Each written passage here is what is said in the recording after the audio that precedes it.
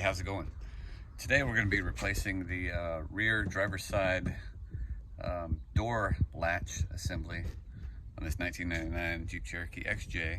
Now I've already taken the door panel off, and you can see we've put some kind of sound deadening on this door, but the previous owner had a problem, I guess, with the door lock system and wired in this, so we're not going to be dealing with a part of this door latch system. But this is the door latch right here. We're going to remove it, and this is actually the rod that opens and closes the latch, and the locking rod I've taken out because that was the piece that was broken, and I'll show you that in a second. This is a door latch assembly I've removed from a Cherokee at the junkyard, and you'll see it's this is the latching system here, and it's got the two rods. It's got this one rod that opens and opens the door, and this other rod here that works the locking mechanism.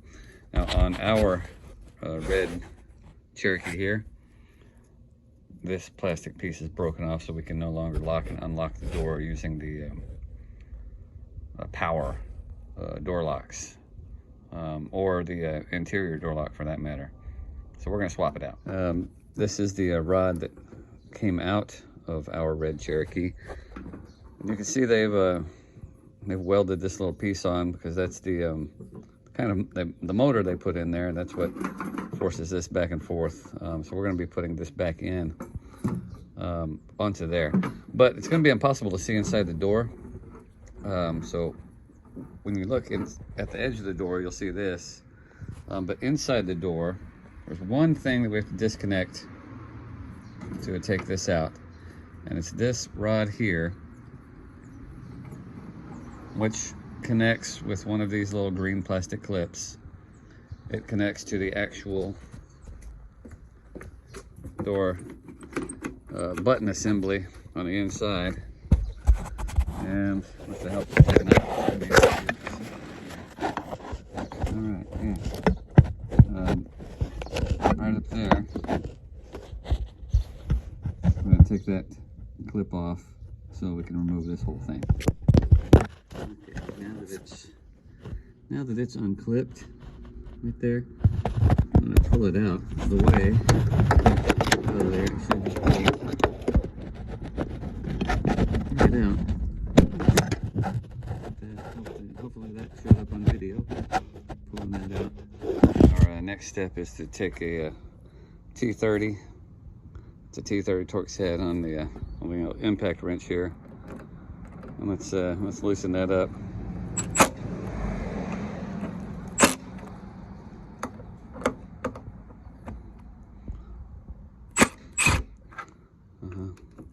They're only in by a couple of threads.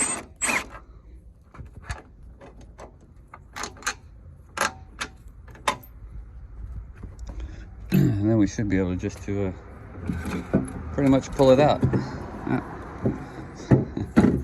Yeah, kind of slides right out of there. Now you'll notice I didn't have to take that electrical connection off, because like I said, the previous owner wired up his own door locking system. All right, so here's the one we took out. You'll notice again, this piece here is broken where this rod needs to clip in. I'm going to pop this rod out and put my old rod back in place. Now that we got that all squared away, let's go put that sucker in.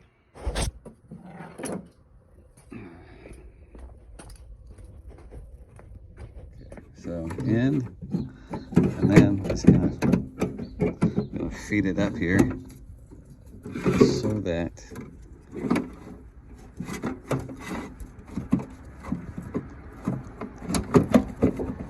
if it's in place.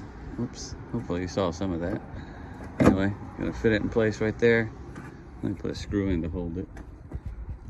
See if we can do this with one hand tied behind our back.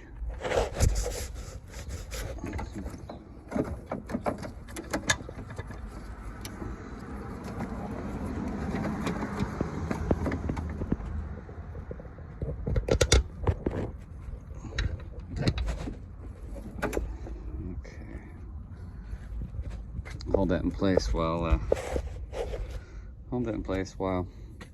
I connect that interior rod.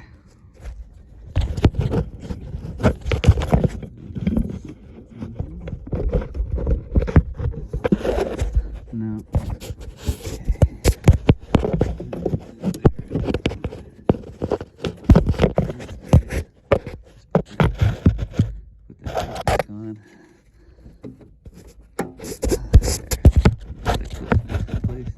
Go ahead and put the other 3 screws in.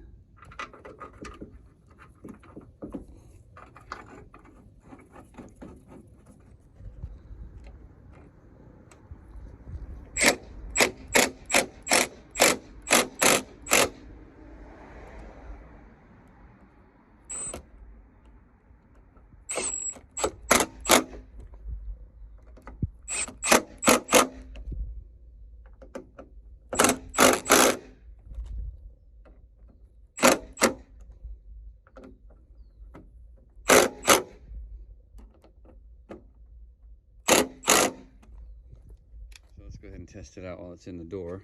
When the door closes, onto this here, this little latch area gets flipped to the inside like that, and well, and that grabs onto the door like so. And then when you push the lever, let's see, put that in like that. When you push the lever, you should be able to push this way. I'm gonna try to do it with half hand.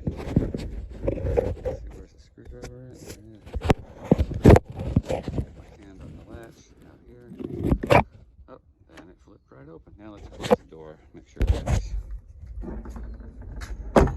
Okay, door closed. And it opens. Beautiful, beautiful. So now all I gotta do is pop the panel back on and connect the power source, connect this to the lock and unlock button, connect this to the latch, and we'll be in good shape. So until next time, we'll be seeing you.